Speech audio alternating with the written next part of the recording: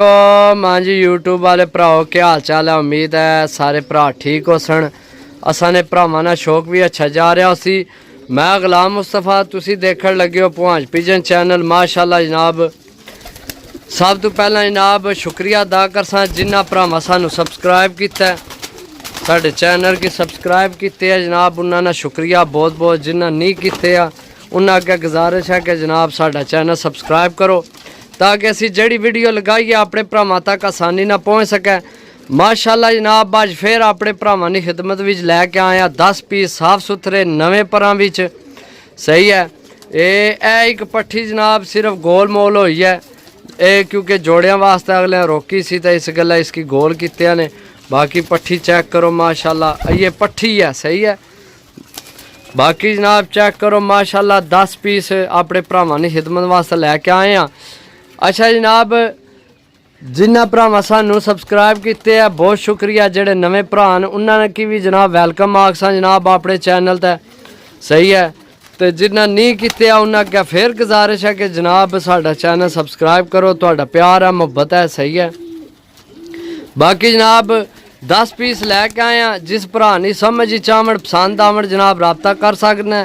मैं तुहानू जनाब क्लोज अप इन्होंने दसना एक करके। सही है, माशाअल्लाह सब तो पहला है परिंदा चेक करो, मादी चेक करो सूए ठप्पियां वाली। अगे गोल हुई पट्ठी है, अगे जनाब सियालकोटी कसूरी जनाब।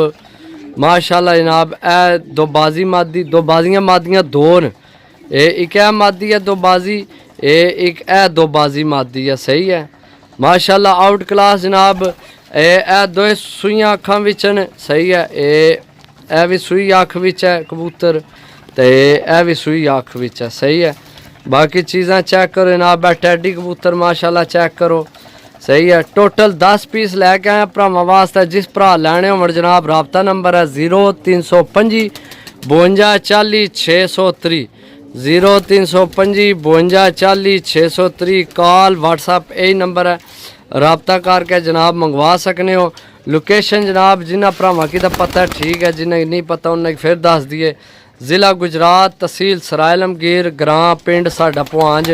कारगो इंशाअल्लाह अल्लाह ने हुक्म नाल आल पाकिस्तान जिथे किसी भरा आख्या जनाब कारगो होएगी इंशाअल्लाह।